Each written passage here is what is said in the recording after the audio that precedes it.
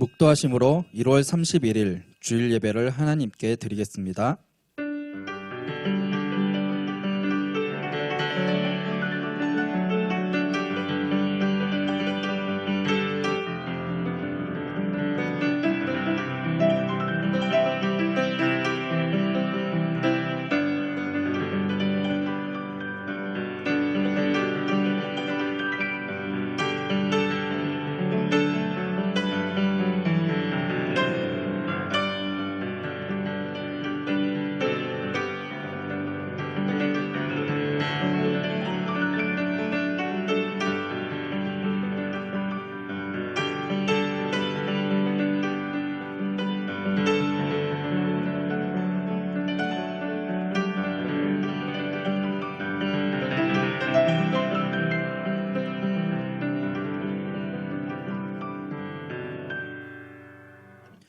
볼지어다 내가 문 밖에 서서 두드리노니 누구든지 내 음성을 듣고 문을 열면 내가 그에게로 들어가 그와 더불어 먹고 그는 나와 더불어 먹으리라.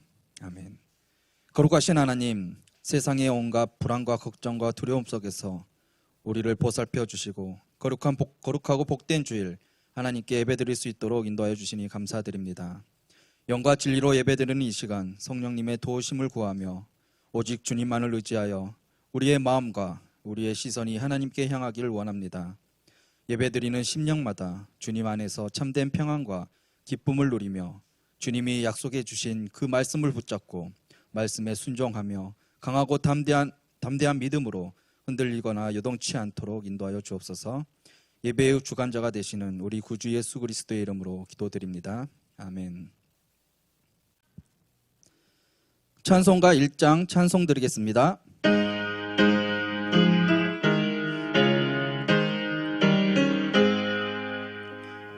만복의 근원 하나님 온 백성 찬송 드리고 저 천사여 찬송하세. 찬송 성부 성자 성령 아멘.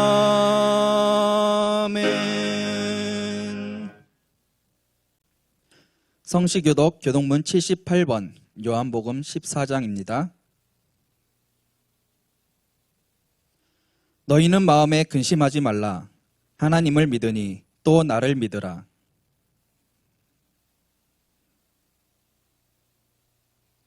내가 너희를 위하여 거처를 예비하러 가노니 가서 너희를 위하여 거처를 예비하면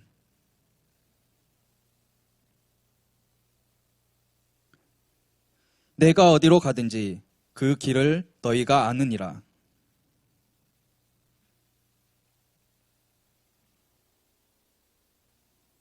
예수께서 이르시되 내가 곧 길이요 진리요 생명이니. 아멘. 사도신경으로 신앙 고백 드리겠습니다. 전능하사 천지를 만드신 하나님 아버지를 내가 믿사오며 그 외아들 우리 주 예수 그리스도를 믿사오니 이는 성령으로 잉태하사 동정녀 마리아에게 나시고 본디오 빌라도에게 고난을 받으사 십자가에 못 박혀 죽으시고 장사한 지 사흘 만에 죽은 자 가운데서 다시 살아나시며 하늘에 오르사 전능하신 하나님 우편에 앉아 계시다가 저리로서 산 자와 죽은 자를 심판하러 오시리라. 성령을 믿사오며 거룩한 공회와 성도가 서로 교통하는 것과 죄를 사하여 주시는 것과 몸이 다시 사는 것과 영원히 사는 것을 믿사옵나이다. 아멘. 찬송가 86장 찬송 드리겠습니다.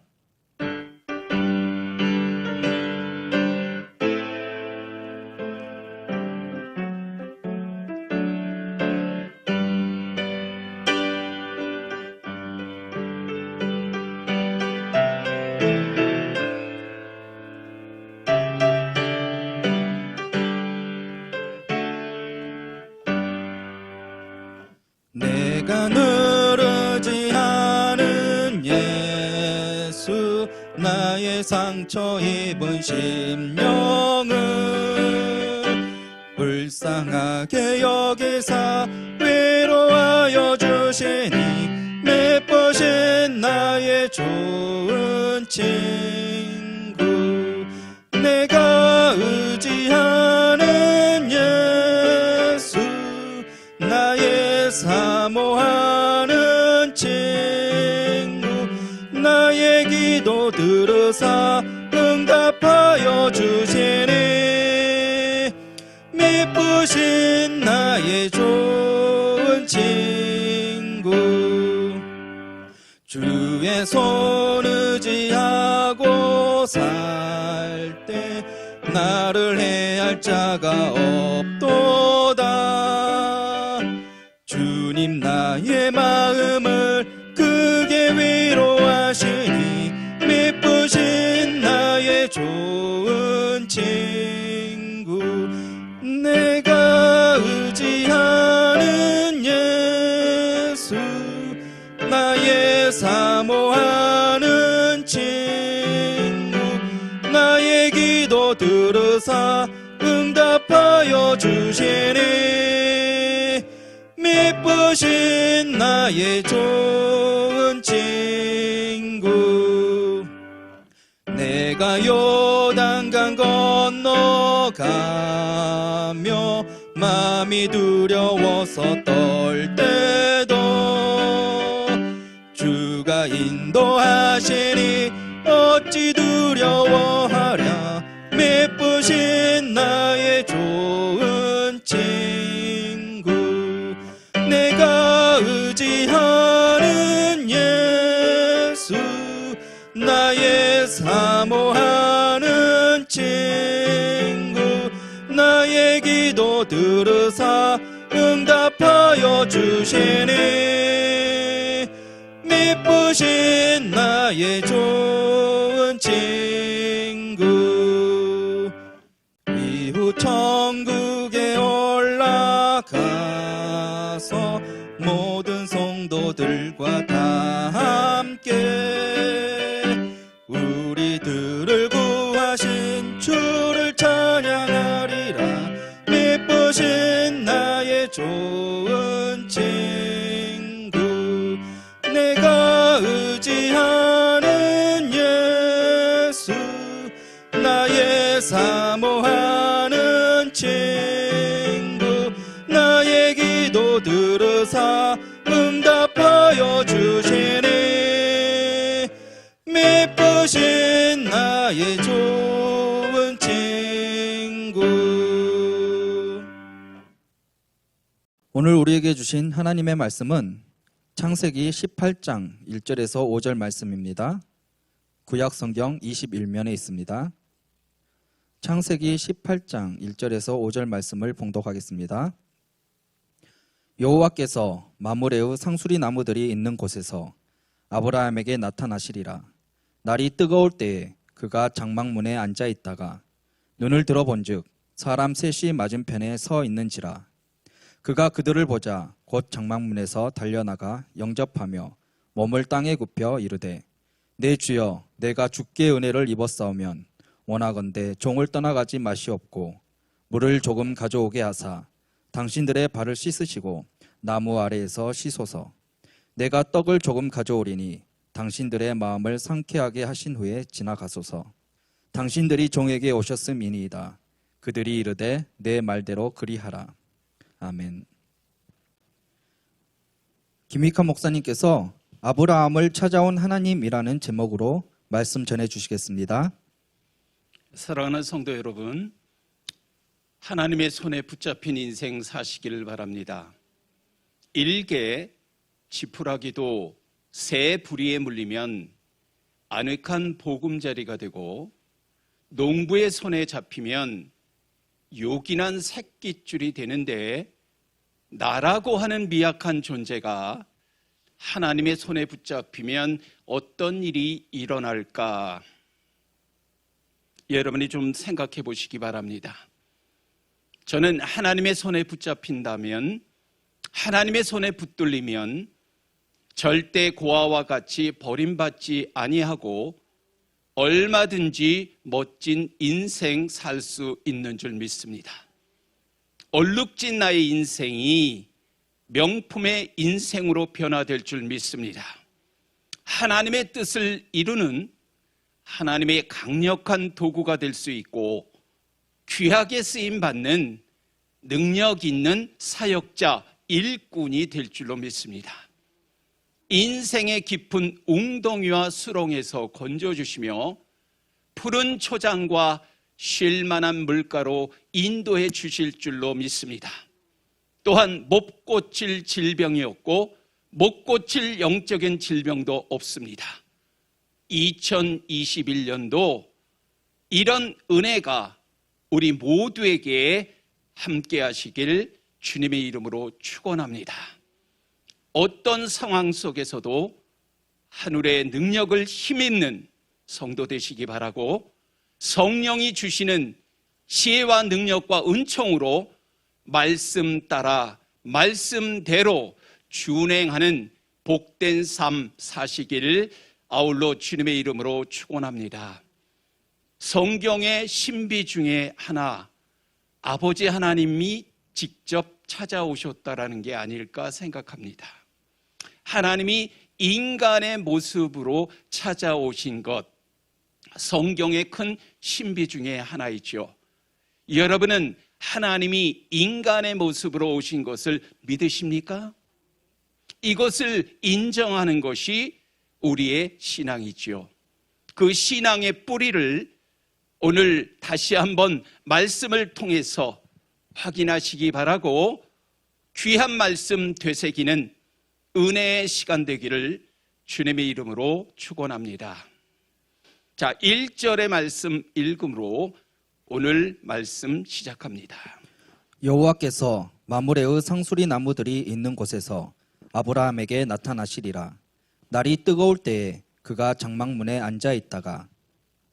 여러분이 이 말씀을 조금 좀 깊이 있게 묵상하시려면요, 조금 배경에 대한 설명이 필요한데요. 창세기 17장 22절의 말씀에 보면 하나님이 아브라함과 말씀을 마치시고 그를 떠나 올라가셨더라. 자, 아브라함과 하나님이 말씀을 마치신 후에 아브라함을 떠나 올라가셨다라고 창세기 17장 22절에 기록되어져 있죠. 그 하나님께서 18장 1절 오늘 본문의 말씀에 보면 또 한 번 찾아오셨다라고 말씀하는 겁니다. 갈대아 우르에 살고 있던 아브람이 하나님의 부르심을 받을 때에는 음성으로만 듣습니다.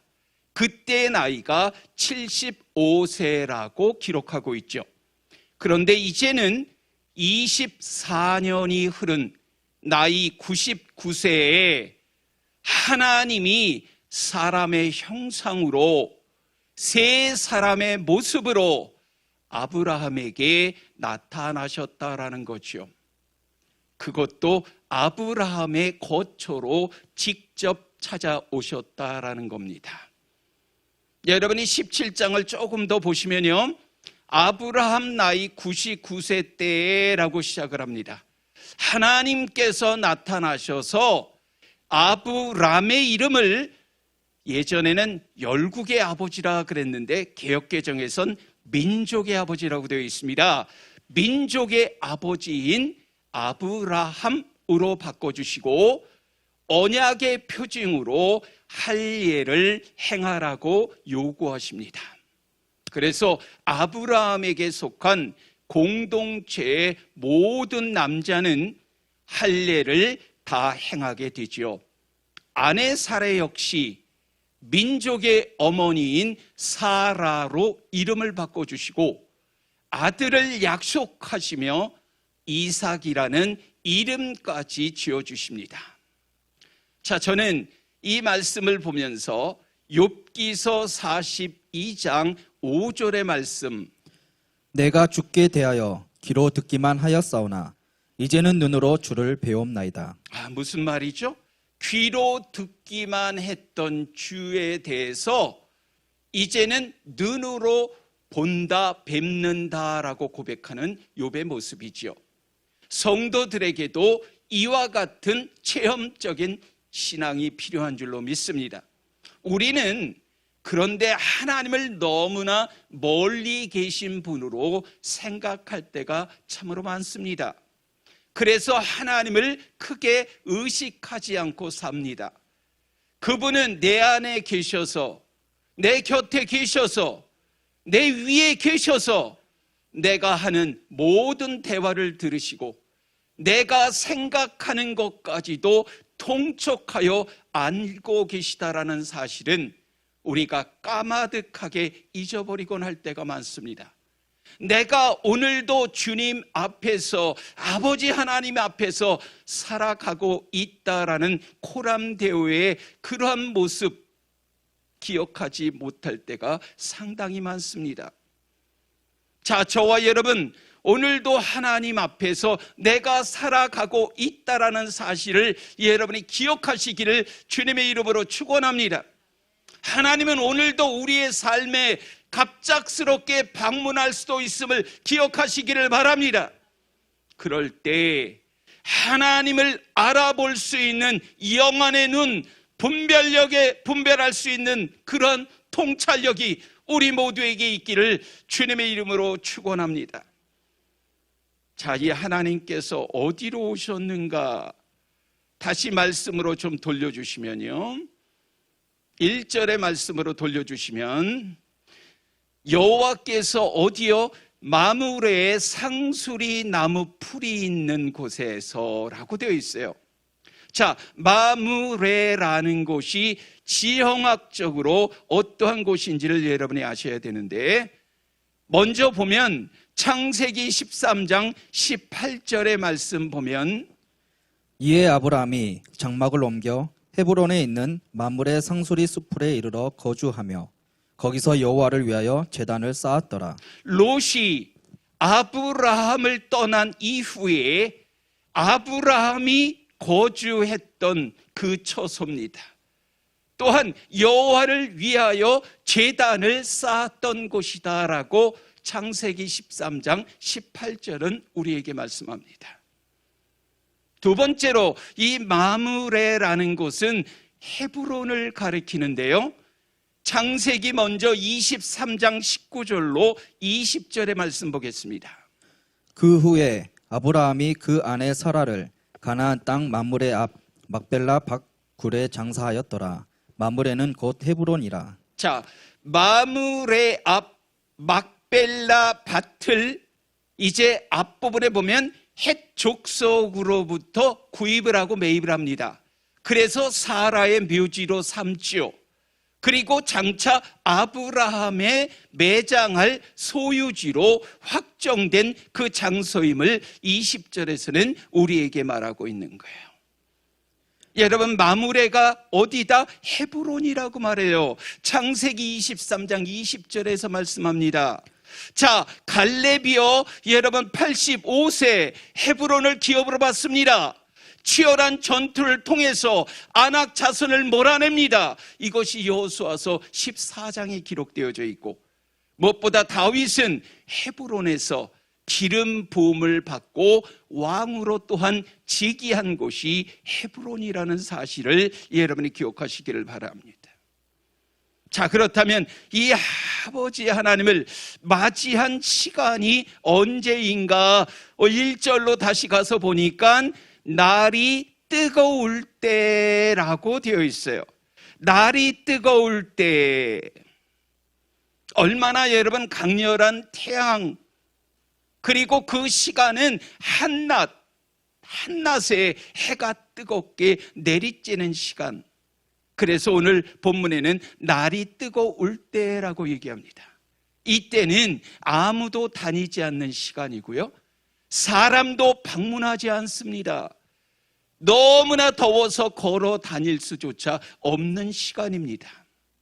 이처럼 사람들이 왕래하지 아니하는 인적이 드문 그 시간에 장막문에 앉아있는 아브라함에게 여호와께서 직접 찾아오셨다라고 말씀하는 겁니다. 그런데요, 우리가 이 날이 뜨거울 때라는 것을 그냥 문자적으로 해석하면 안 됩니다. 원어에 살펴보게 되면 아티클이라고 얘기하는데 관사를 정관사 덜을 붙이고 있어요. 그래서 이 날은 그냥 날이 아니라 바로 그 날이라는 뜻을 갖고 있습니다. 평범한 날이 아니라 저와 여러분 아버지 하나님이 예비하고 작정한 날, 이 날을 의미하는 줄 믿습니다. 자, 이해를 돕기 위해서 요한복음 4장 6절의 말씀. 거기 또 야곱의 우물이 있더라. 예수께서 길 가시다가 피곤하여 우물 곁에 그대로 앉으시니 때가 6시쯤 되었더라. 자, 우물물을 길러왔던 사마리아 여인, 여러분이 잘 아실 거예요.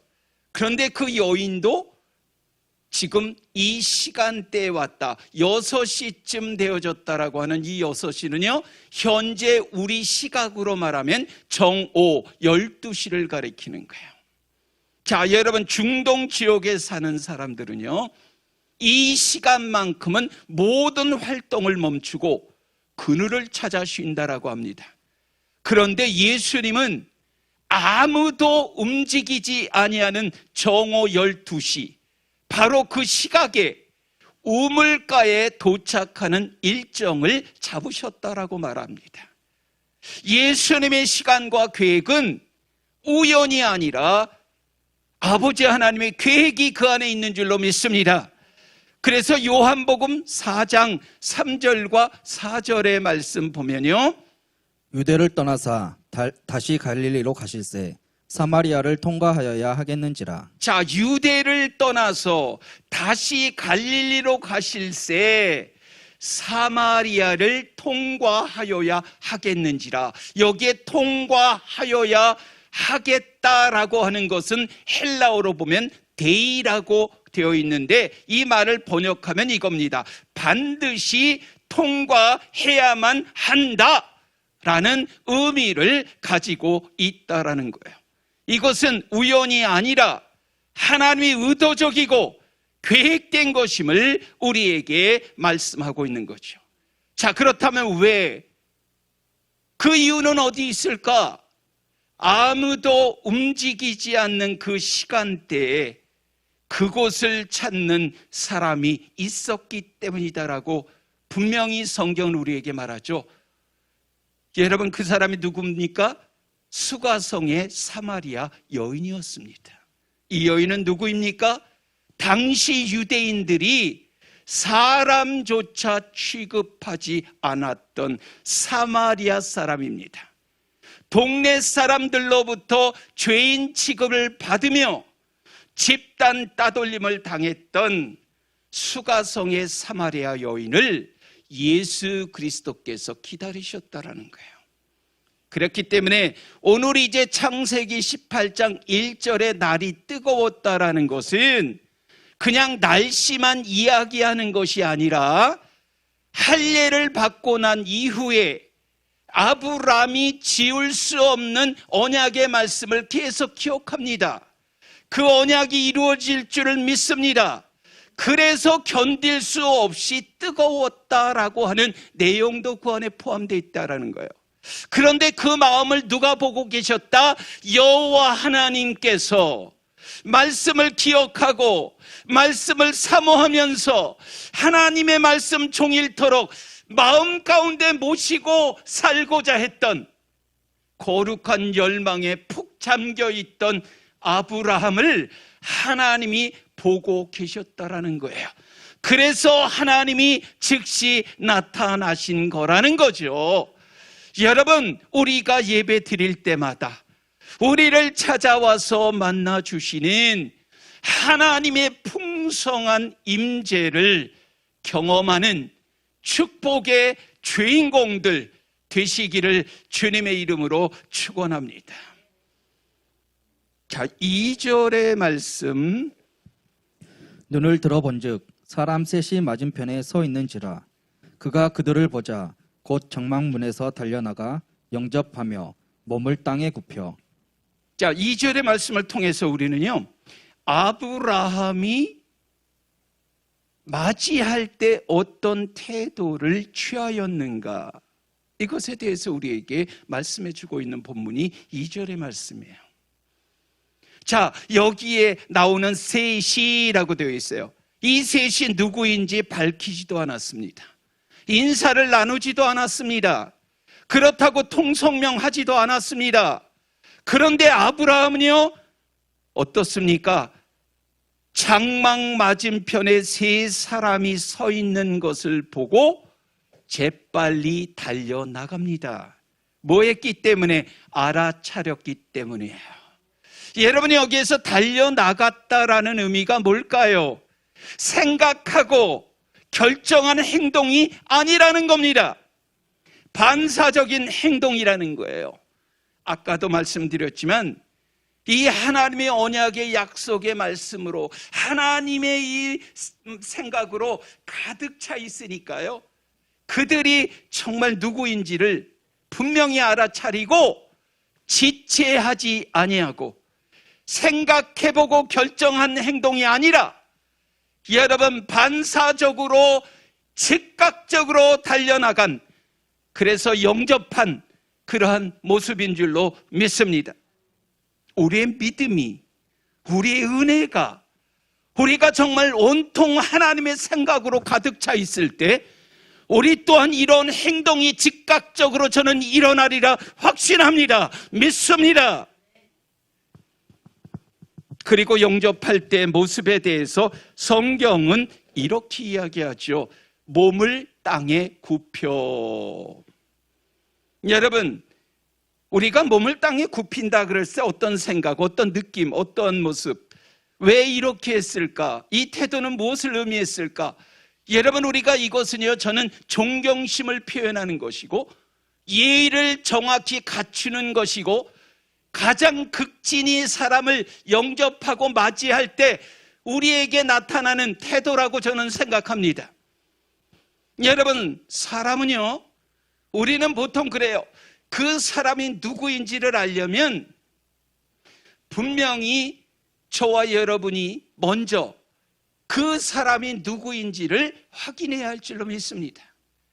1절의 말씀으로 다시 가서 좀 우리가 볼 때요, 누가? 여호와께서 아브라함에게 나타나시니라. 중간 거 생략하고, 자, 나타나신 분이 누구다? 하나님이라는 거죠. 그래서 아브라함이 그 자리에서 달려갈 만큼, 머리 숙일 수밖에 없을 만큼, 지극정성을 드릴 만큼 극진히 아버지 하나님을 환영할 수 있었다라는 것, 여러분 기억하시기를 바랍니다. 중요한 거요, 저와 여러분이 누군가를 맞아들이는 태도를 보면 그 사람이 어떤 사람인지를 알 수 있다라는 거예요. 저는 세 부류로 나눠 봅니다.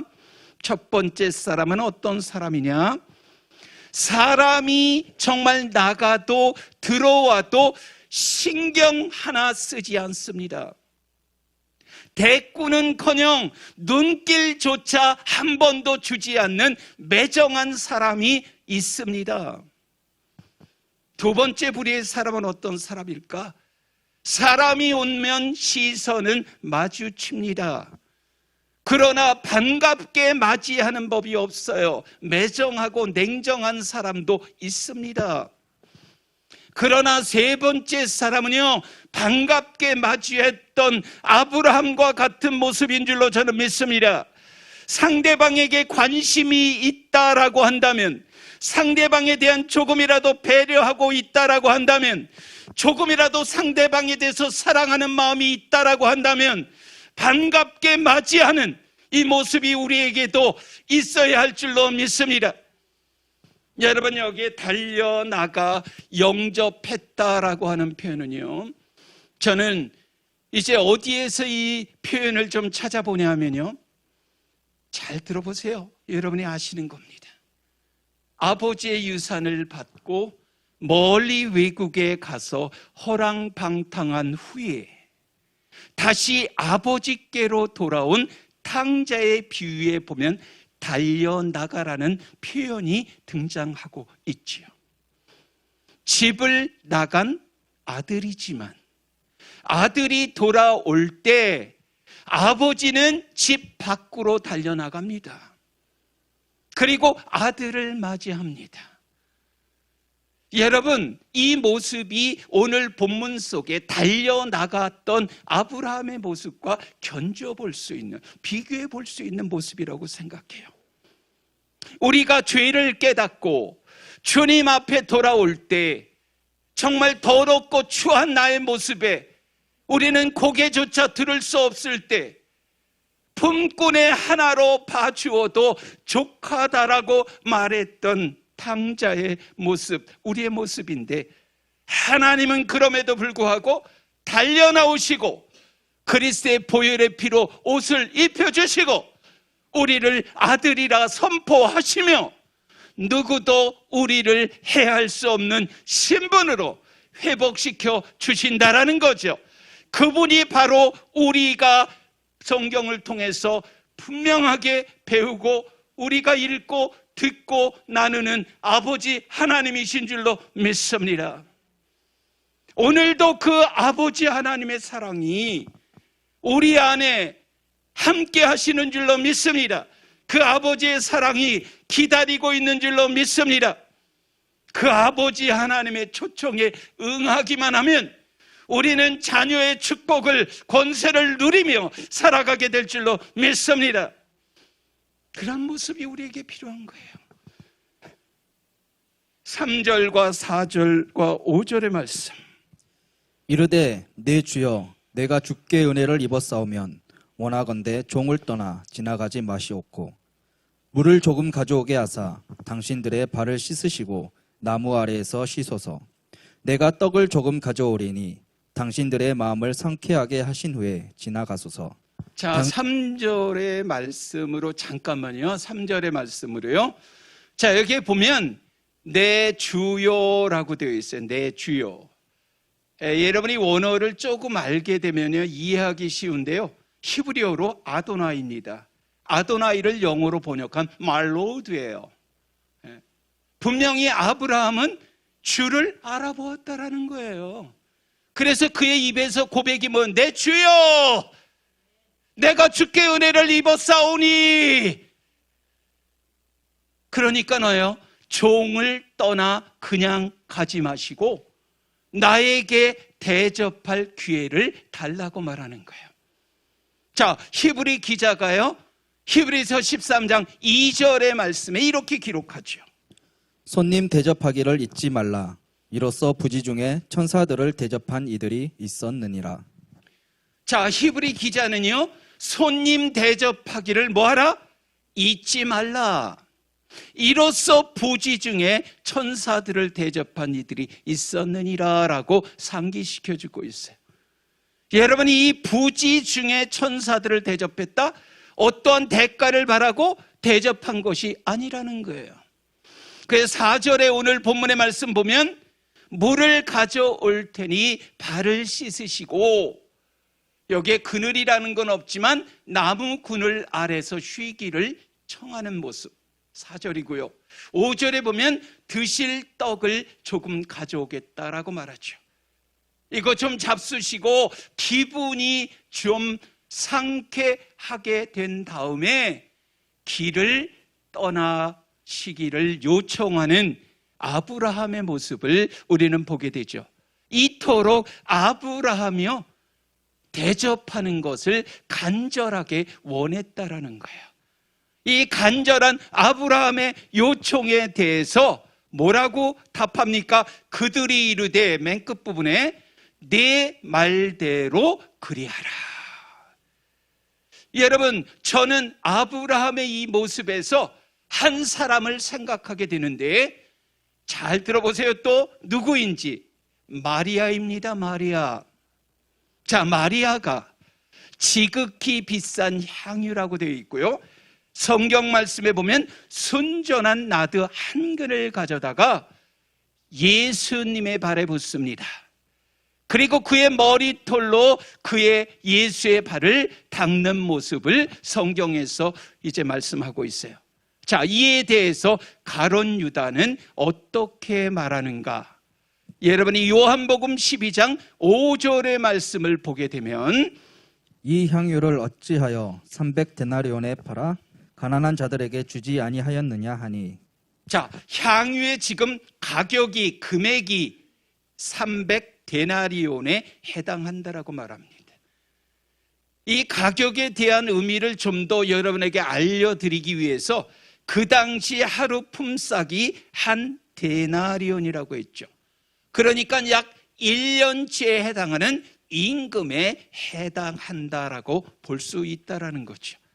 그런데 가룟 유다는 향유를 팔아 가난한 자들에게 주지 아니하였느냐 책망하고 역정을 내는 모습을 성경은 그대로 기록하고 있어요. 여러분이 이 스토리, 이 내용에 대해서 알지 못한다면 언뜻 우리가 들어보면 가룟 유다는 가난한 자를 생각해서 책망과 역정을 낸 것 같지만 분명히 6절에 가서 보니까 성경은 이렇게 말씀하고 있더라고요. 6절. 이렇게 말함은 가난한 자들을 생각함이 아니요 그는 도둑이라 돈괴를 막고 거기 넣는 것을 훔쳐 가밀어라. 자, 가난한 자에게 관심이 있었습니까? 아니죠. 가난한 자에게 관심이 있는 것이 아니라 가룟 유다에 대해서 도둑이라는 용어가 등장을 해요. 돈괴라는 것은 돈주머니를 얘기하는 거예요. 자, 가룟 유다가 누구냐? 도둑입니다. 그리고 요즘으로 말하면 헌금 바구니 주머니에 있는 그 안에서 어때요? 돈을 도적질한 자라고 말하고 있는 거예요. 그 안에 분명히 돈깨어 이제 모든 헌금들을 다 이렇게 걷어들여서 그 모든 것들을 맡아서 하는 그런 이제 책무, 그런 직임, 그런 소임을 가지고 있었던 자인데 우리가 해서는 안 되는 그 헌금 주머니에서 돈을 꺼내는 그러한 도적질한 자라고 말하고 있어요. 여러분 한번 잘 보세요. 사람이요 돈에 관심이 있으면 돈에 미치면요 온통 들이서의 돈밖에 없어요. 가룟 유다 마찬가지 돈에 관심이 있으니까요 무엇을 빨리 계산합니까? 머리로 300데나리온이라고 하는 그 향유의 가치를 계산할 정도로 머리는 상당히 빨리 돌아갔다라는 거예요. 여러분이 보시기에 마리아의 이 헌신과 섬김이 어떻게 생각되어질지는 모르지만 마리아의 헌신은 계산하지 않았기 때문에 이러한 헌신이 가능한 줄로 저는 믿습니다. 사랑은 본래 계산하지 않는다라 그래요. 이것이 합리적인지 이것이 효율적인지 묻지도 따지지도 않는다 그래요. 사랑이 없는 사람들이 하는 행동, 계산하고 따지고 묻고 찾고 무엇인가 자기 의도대로 방법대로 하려 한다는 거예요. 여러분 자꾸 이처럼 계산하고 따지려면 여러분 차라리 안 하는 게 낫다라고 하는 그런 글들도 상당히 올라와 있습니다. 계산하지 않는 사랑으로 서로를 섬기며 주님의 교회를 피로 값주고 세워준 교회를 여러분 세워가기 위해서 무엇인가 연결된 지체들이 모이는 곳이 교회인 줄로 저는 믿습니다. 저의 한 가지 바람이 있다면 이 땅에 사는 동안 합리적이고 효율적인 방법으로 교회를 뭔가 부흥시키려 하는 그것을 찾아서 헤매는 목사가 아니라 계산하지 아니하고 따지지도 않는 정말 성경의 말씀대로 준행하며 섬기며 지켜서 주님을 더욱더 세워가는 그러한 목회를 하고 싶다라는 것입니다. 자, 이에 대해서 예수님이 뭐라고 말씀하시는지 마태복음 26장 12절로 13절의 말씀. 이 여자가 내 몸에 이 향유를 부은 것은 내 장례를 위하여 함이니라. 내가 진실로 너희에게 이르노니 온 천하에 어디서든지 이 복음이 전파되는 곳에서는 이 여자가 행한 일도 말하여 그를 기억하리라 하시니라. 자, 지금 가론 유다에 대해서, 가론 유다의 지금 그러한 모습에 대해서 예수님이 지금 말씀하시는 거예요. 가론 유다는 한마디로 그것을 낭비로 보았다면 예수님은 그것을 준비로 보았다라는 것입니다. 마리아의 이 행위를 자신의 장례를 준비하는 모습으로 보았다라는 것입니다. 그리고 이 복음이 전파되는 곳에서는 이 여자가 행한 일도 말하여 그를 기억하리라. 다시 말하면 영원히 기억될 만한 아름다운 행위라고 분명히 예수님께서 말씀하셨어요. 저는 주님을 위한 크고 작은 봉사는 반드시 주님이 기억하셔서 마지막 날에 상 주실 줄 믿으시기 바랍니다. 심은 대로 거두게 하시고 일한 대로 갚아주시는 분이라면 반드시 기억하셔서 마지막 날에 상급 면류관으로 우리에게 허락해 주실 줄 믿습니다. 우리도요, 좀 마음은 활짝 열고 이름도 빛도 없이 봉사하고 헌신하고 공개하는 그러한 성도들 되시기를 주님의 이름으로 축원합니다. 또 하나를 좀 보고자 합니다. 예수께서 여리고로 들어가 지나실 때라고 누가복음 19장 1절은 우리에게 말합니다. 거기에 보면 여리고의 세리장이요 부자인 삭개오가 등장합니다. 이 삭개오가 예수의 소문을 듣습니다. 그의 마음속에는 예수를 보고자 하는 간절한 마음이 굴뚝같이 이제 솟아나기 시작합니다. 그래서 어찌합니까? 뽕나무, 이제 개역개정에서는 돌무화과 나무로 번역이 되어 있는데 이 뽕나무 위로 올라가지 않습니까? 그런데요, 그것을 누가 보고 계셨다? 예수님께서. 예수님께서 삭개오의 마음을 간파하시고 누가복음 19장 5절에 보면 삭개오야 속히 내려오라. 내가 오늘 내 집에 유하여야 하겠다. 자, 이 말씀을 하신 이후에 밤에요, 어떻게 예수님이 선포하십니까? 누구도 삭개오 주목하지 않았어요. 죄인의 집에 들어간다라고 바리새인들, 이런 정말 종교 지도자들은 생각하고 있을 때 예수님은 삭개오의 집에 들어가십니다. 그리고 뭐라고 선포하십니까? 선언하십니까? 오늘 구원이 이 집에 이르렀다라고 말입니다. 그게 누가복음 19장 9절의 말씀이지요. 여러분, 구원은 어디에 임한다라고 생각하느냐? 이 하나의 예화를 통해서, 우리가 비유를 통해서 본다면 신분도 체면도 내던지고 어떻게든 간에 예수를 알고자 하는 간절한 마음, 내가 오늘 내 집에 유하여야 하겠다라고 제안했을 때 즉시로 예수를 영접하고자 하는 그 마음, 누구의 것을 속여 빼앗은 것이 있으면 내 갑절이나 갚겠나이다라고 이야기하면서 회개하는 그 마음에 구원이 임하는 줄로 믿습니다. 마태복음 7장 12절의 말씀에도 이런 말씀이 이렇게 기록되어져 있죠. 그러므로 무엇이든지 남에게 대접을 받고자 하는 대로 너희도 남을 대접하라. 이것이 율법이요 선지자니라.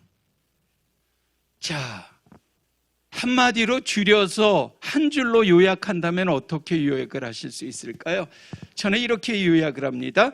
대접받기 전에 먼저 대접하라는 것입니다. 저와 여러분 어떤 사람이 되어져야 하겠습니까? 대접하는 사람이 되어야 할 줄로 믿습니다. 그런데 대접은요, 보상을 바라지 않고 내 마음을 드리는 게 대접입니다. 제가 한 권의 책을 보니까 감정도 설계가 된다라는 도서인데 보니까요, 내가 상대방에게 존중받고 싶다면 나도 상대방을 평가하지 말고 존중하는 감정으로 대하라는 그러한 책입니다. 내가 누군가에게 통제받길 원하지 않는다면 나 역시 누구를 통제하려 들지 말아야 한다는 것이 그 책의 핵심적인 키포인트예요. 여러분은 어떻게 생각하십니까? 마태복음 25장에도 보니까요, 예수님께서 이렇게 이제 말씀하지 않습니까? 이 지극히 작은 자 하나에게 대접한 것이 곧 내게 한 것이니라. 지극히 작은 자 하나에게 대접한 것이 결국은 예수님에게 한 것이 되고, 지극히 작은 자 하나에게 하지 않은 것이 결국은 예수님께 하지 아니한 것이 된다라는 사실이에요. 이제부터라도 오늘 성경에 우리가 함께 나누고 그리고 마음판에 새겨 들어야 할 교훈과 지침, 그 말씀, 가르침들 여러분의 마음판에 잘 새기셔서 지극히 작은 자 하나를 온전히 섬기는 저와 여러분이 되기를 주님의 이름으로 축원합니다. 기도합니다. 거룩하신 아버지 하나님, 지금까지 한 걸음 한 걸음 믿음의 길로 인도해 주심을 감사드립니다. 하나님께서 부어주시는 믿음, 언약을 통한 믿음, 말씀을 통한 믿음, 하나님께서 날마다 들려주시는 말씀과 음성을 통해서 우리의 믿음이 자라는 줄로 믿습니다. 마지막 때를 살아갑니다. 아버지 하나님, 기름주와 함께 성도 한 사람 한 사람 믿음의 성도 되기를 원합니다. 부어주시는 말씀이 능력이 되기를 원합니다. 들려주시는 음성이 믿음이 되기를 원합니다. 믿음에 이르게 하시고 주님의 나라에 이룰 수 있도록 내 뜻이 아니라 내 뜻이 이루어지는 기도가 아니라 아버지 하나님의 뜻이 이루어지는 기도하게 하시고 하나님 나라가 이루어지는 기도 되게 하여 주옵소서. 우리 모두가 믿음 위에 설 수 있도록, 한국교회가 믿음 위에 세워질 수 있도록 말씀대로 살아 역사하시는 아버지 하나님의 능력의 장중 안에 붙들린 귀한 믿음의 지체들로 삼아 주옵소서. 그래서 우리 모두가 참 믿음 위에 설 수 있도록 축복 내려주시고 이웃을 향한 영접과 환대와 대접 또한 본받는 참으로 복되고 귀한 하나님의 백성들로 삼아 주옵소서. 예수 그리스도의 이름으로 감사하며 축복하며 기도하였사옵나이다. 아멘. 찬송가 214장 찬송 드리겠습니다.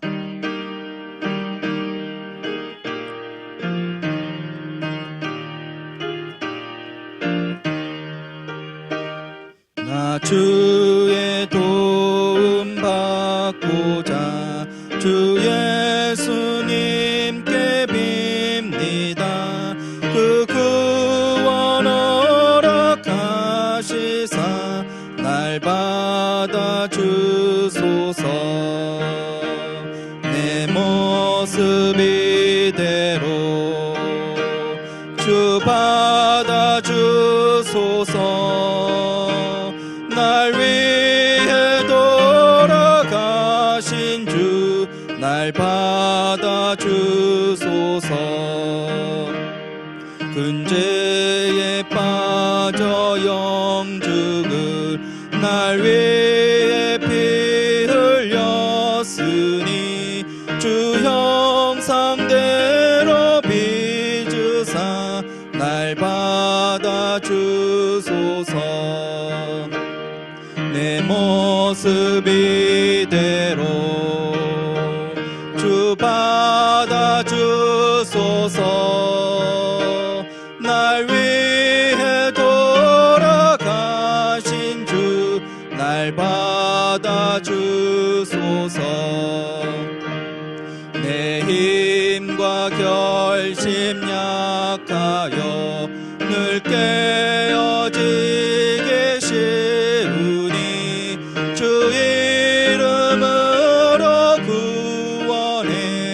날 받아주소서.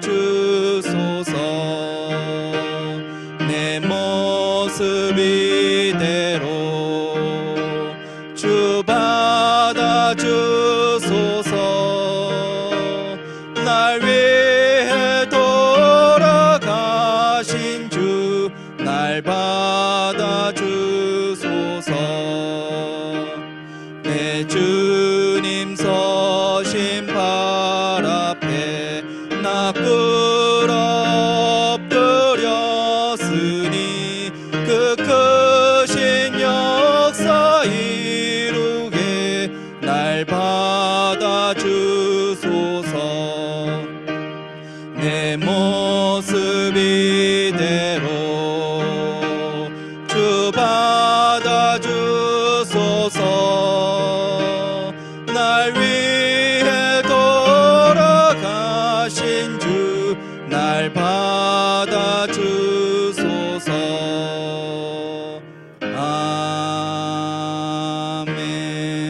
아멘. 교회 소식 전해드리겠습니다. 2021년 교회 표어는 하나님이 돌보시는 인생입니다. 예배에 관련돼서 이번 주 수요일부터 2월 3일부터 수요 예배 및 주일 예배는 교회에서 대면으로 예배를 드립니다. 주일 예배는 기존과 동일하게 1부 오전 9시, 2부 오전 11시에 예배를 드립니다. 오후 예배는 드리지 않습니다. 성경 필사는 요한 1서, 요한 2서, 요한 3서입니다. 필사를 다 하신 성도님께서는 제출하여 주시기 바랍니다. 이상입니다. 이제는 우리 주 예수 그리스도의 은혜와 아버지 하나님의 만극하신 사랑하심과 성령님의 감화교통 위로 충만 역사하심이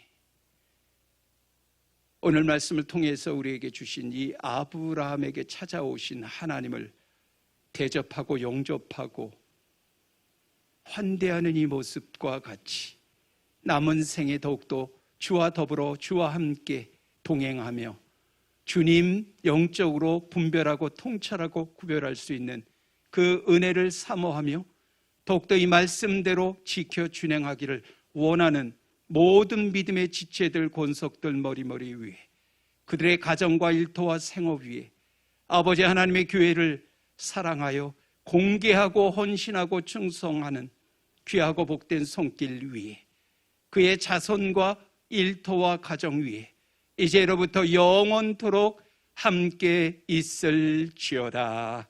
아멘.